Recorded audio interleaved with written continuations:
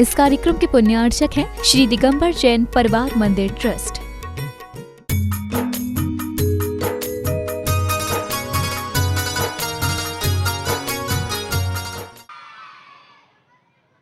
यह नैमित्तिक पर्व है। पर्व का अर्थ है महोत्सव। यहाँ पर दो महोत्सव मनाए जा रहा है, एक जन्मोत्सव और एक दीक्षा महोत्सव। महत्वपूर्ण कौन सा है बताइए? हाँ, दोनों कैसे हैं? आपका हाँ, संसार में कई आत्माएं जन्म लेती हैं। जन्म दिवस मनाने के लिए मना क्यों करते हैं, इस बात को भी ख्याल रखना है हमें। क्या क्यों करते हैं?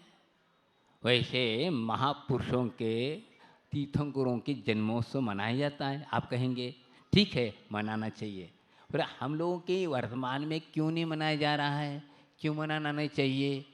बात सोचनी है कि आचार्य महाराज कहते हैं, ग्रंथ कहते हैं, आगम कहता है, वर्तमान में जो पंचम काल में जितने भी जन्मते हैं सम्यक दर्शन के साथ नहीं जन्मते। उस पर्याय को हम समझ रहना चाहते हैं, वो कोई भी हो। ठीक बात ग्रंथ के अर्थात आधार के साथ बात करने से हमें उस बात समझ में आती है। करना आप कर रहे हैं, बहुत अच्छी बात है, हम मना नहीं कर रहे हैं, लेकिन इस बात को भी ख्याल रखना है। कोई पूछता है तो ऐसा आचार्य महाराज मना क्यों करते हैं, इस बात को भी आपको कोई पूछता है तो बताना जरूरी है। आप मना रहे हैं बात ठीक है, लेकिन ये बात ये भी देखा कि आप लोग दीक्षा जन्म महोत्सव मना रहे ठीक है, लेकिन दीक्षा महोत्सव क्यों नहीं मनाते हैं आप लोग? हाँ, आचार्य महाराज के अभाव में शरद पूर्णिमा के दिन आप मनाते हैं ठीक है, लेकिन दीक्षा महोत्सव मनाना चाहिए, जिसके फलस्वरूप हम लोग धर्म को समझ रहे हैं।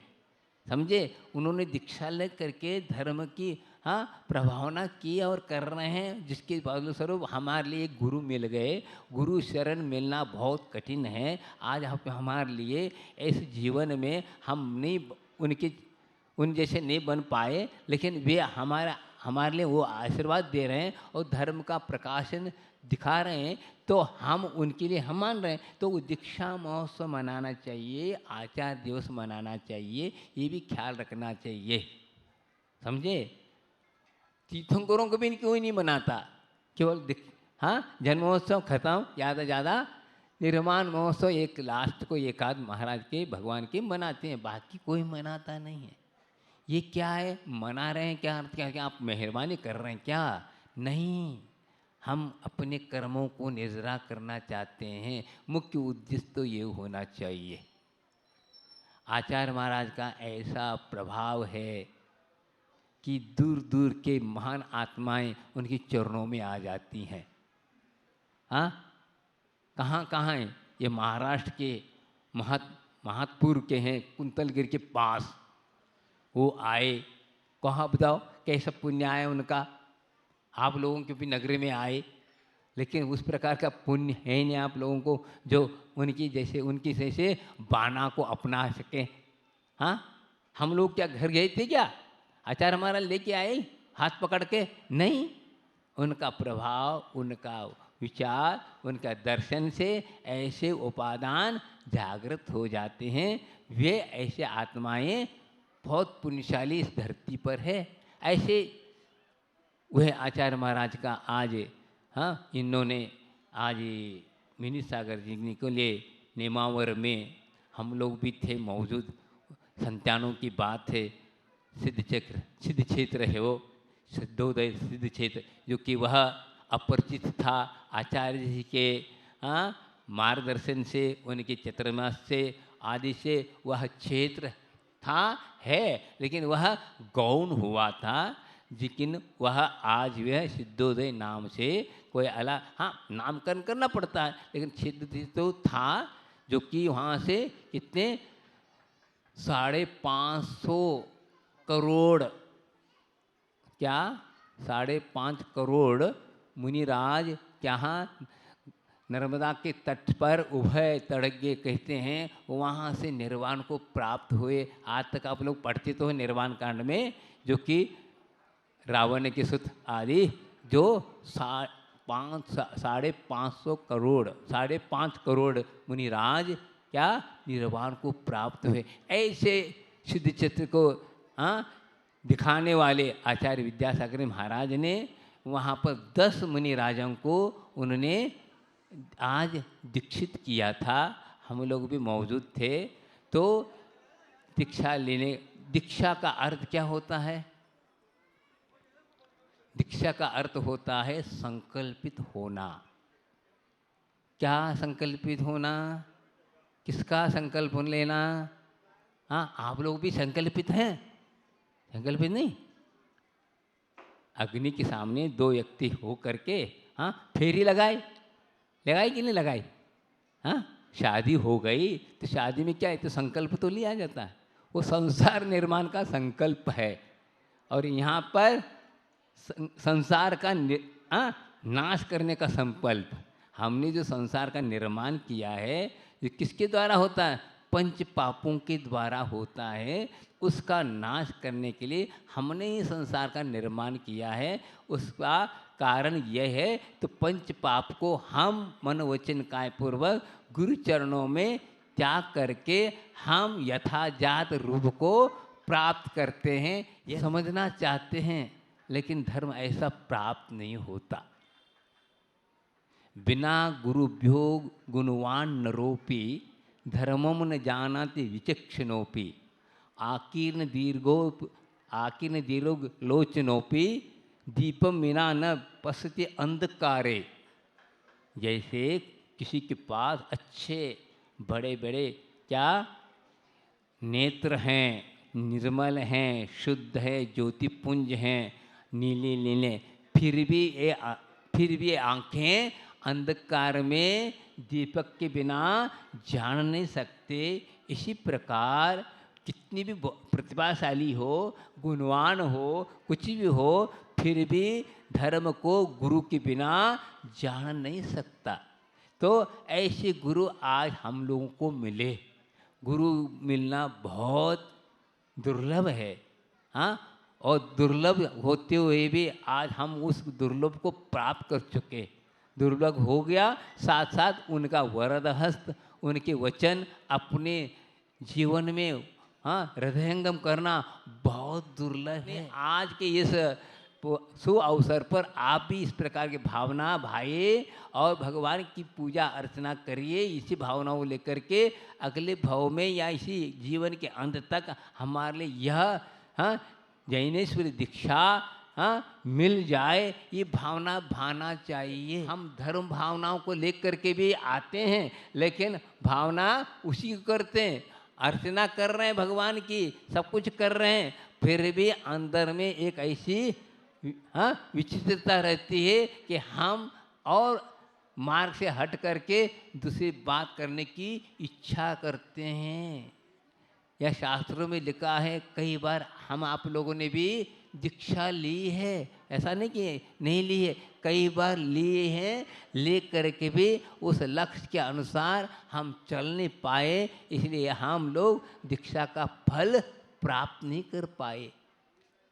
कोई बात नहीं, चल रहा है, अनंतकालीन है, संसार अनंतकालीन है। जितनी भी आत्माएं हुए उनका भी काल ऐसा ही था, पतित से पावन बनता है, लेकिन हमें पावन बनना है। तो अब सोचिए, अनादिकाल से हम लोग आ रहे हैं, तो कई प्रकार की उतार चढ़ाव को देखते हुए आ रहे हैं। तो अब तो लक्ष्य बनाइए, क्योंकि इस प्रकार कई प्रकार के उतार चढ़ाव आएंगे। उन उतार चढ़ाव को धैर्य के साथ यदि उसको करते हैं तो क्या होता है, हम पार हो सकते हैं। विपरीत परिस्थिति में धैर्य रखना जरूरी है। असाता में धैर्य रखना और साता में संयम रखना। साता में संयम की क्या जरूरत? धैर्य से असाता से भी खतरनाक साता है। क्या उसमें गाफिल हो जाता है, साता असाता में थोड़ा भगवान का नाम तो ले सकता है, तत्व ज्ञान कर सकता है, हाँ सब कुछ सो कर सकता है, लेकिन साता में ऐसा नशा चढ़ जाता है तो कि वह असंयमी का अनुभव करता है, कोई कुछ नहीं सोचता है। तो उदाहरण क्या है इसके लिए? साता में असाता में धैर्य समझ लो। एक बैलगाड़ी है, उसमें माल भरा है और गाड़ी चल रही है, चढ़ाव पे है तो धैर्य के साथ घुटने टेकते हुए उस चढ़ाव को चढ़ गए। यह क्या हुआ? असाता का उदाहरण है ये। असाता अर्थात चढ़ाव जो है असाता है, और चढ़ गए धैर्य के साथ। उसके बाद उतार आ गया तो संयम रखना जरूरी है। खींच के रखता है, हाँ रस्सी को खींच के रखता है, नहीं तो छोड़ दे तो इससे भी ज़्यादा। अर्थात में जो धैर्य अर्थात चढ़ाव में इतना मेहनत नहीं हो रहा था, इतना एक्सीडेंट की बात नहीं होती, अपघात हो नहीं सकता, लेकिन उतार में ऐसा आता है तो हम खींच के चलते हैं तो क्या होता है? वह धीरे से संयम के साथ चला जाता है तो वह रास्ता पार कर जाता है। इसी प्रकार हम लोगों के दो तटों के बीच में नदी बह रही है, साता और असाता के दो तटों में जीवन की नदी बह रही है, तो उसको हम ऐसे बहते रहना चाहिए कि गुरुओं के आशीर्वाद अपने संकल्प को याद रखते हुए हम चलते हैं तो यह संकल्प हमारा अंत तक वह एकदम होंगे। संकल्प लेते ही क्या हो जाता है? परीक्षाएं शुरू हो जाती हैं, लेकिन हम उसको देखते रहना चाहिए और कुछ नहीं करना है। यहाँ कोई फावड़ा और नहीं चलाना है, लेकिन बस मानसिकता को संभालने रखना। हाँ, कहना नहीं सहना, ज्ञाता दृष्टा बने रहना, समझे? हाँ, तो यह है बात। क्या इसी बात ज्ञाता दृष्टा तो बहुत होता है, लेकिन सहन करना पड़ेगा। बिना सहन किए वह जो है संकल्प पूर्ण नहीं हो सकता। हम तो जन के लिए आचार्य हमारा कहते हैं दीक्षा लेना तो बहुत सरल है, लेकिन अंत तक निभाना बहुत कठिन होता है। तो वह ऐसे हम संकल्प को ले ऐसे करते जाएंगे तो हमारा जो अंतिम जो है समाधि महत्वपूर्ण तो है। दीक्षा तो लेना ठीक है, दीक्षा लेकर के यदि हम समाधि को प्राप्त नहीं होते हैं तो यह सब क्या हो जाता है? काम का नहीं होकर लगा। परीक्षा साल भर हमने स्कूल गए, पढ़ाई की, सब कुछ की, लेकिन परीक्षा में नहीं बैठते हैं तो क्या होगा? ये सब काम का नहीं है, कुछ नहीं हुआ। तो हम उसको ध्रुव बनाएं और चलेंगे तो वह वास्तविक वह संकल्प का फल क्या है? समाधि।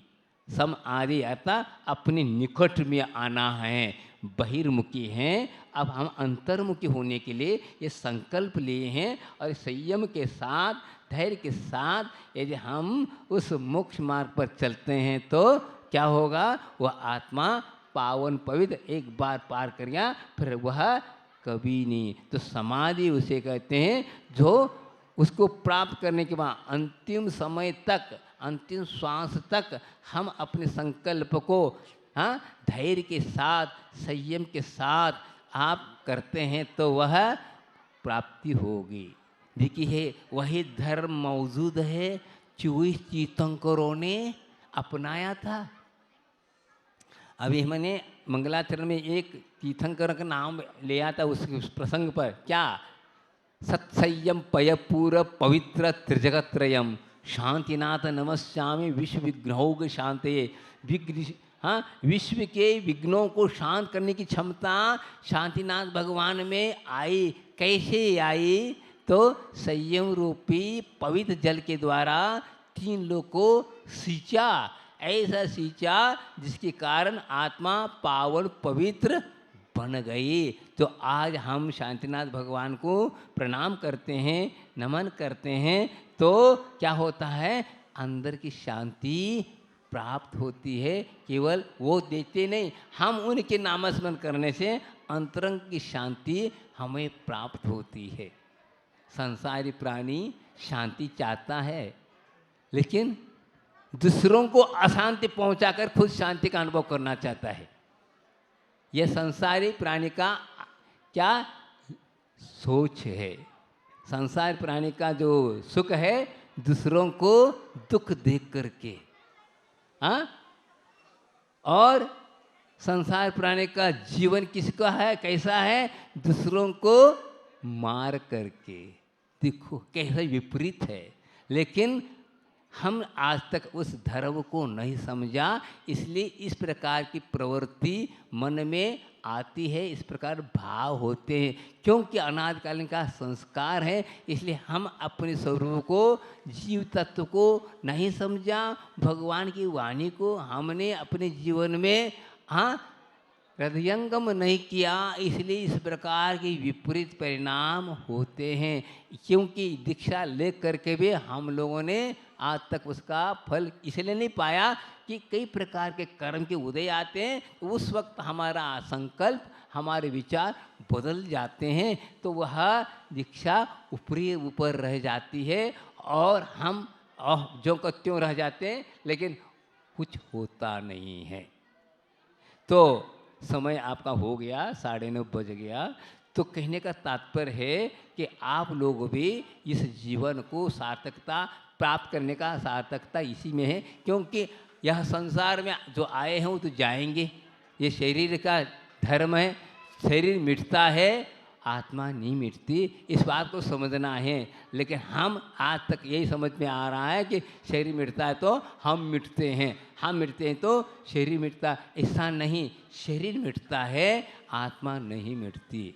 जैसे हजारों लहरें उठती हैं सागर में, तो सागर नहीं मिटता, लहरें मिटती हैं, पर्याय मिटती हैं, द्रव्य नहीं मिटता। इस बात को हम समझें। इसीलिए ऐसा भाव जागृत करना है दीक्षा ले करके, जो कि आज हम पंच पापों में रत थे। अब हम ज्ञात हुआ कि हमारा जीवन पराश्रित नहीं है, स्वाश्रित है।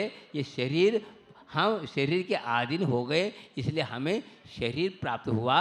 लेकिन हम अपने अधीन हो जाएंगे तो शरीर अपने आप छूट जाएगा, प्राप्त नहीं होगा। यही संकल्प आज के दिनों में हमने लिया था, आप लोग भी लेंगे। जीवन आपको इसीलिए मिला है, कुछ करने के लिए, आत्म कल्याण के लिए यह मनुष्य जीवन है। बाकी जीवन कोई जीवन का नहीं। अन्य जितनी भी 84 लाख योनियों में सभी आत्माएं अनेक प्रकार के पर्यायों को प्राप्त कर रहे हैं, लेकिन उस पर्याय के कोई महत्व नहीं है जो मनुष्य पर्याय का महत्व है। इसीलिए इस दुर्लभ चीज़ को हमने प्राप्त करके उसका सदुपयोग करता है, तो उस जीवन को पाना सार्थक है। बोले पार्श्वनाथ भगवान की जय। बोधि समाधि परिणाम शुद्धि, स्वात्मोपलब्धि शिव सौख सिद्धि, चिंतामणि चिंतित वसुदाने त्वावंद मानस ममासुद्वी।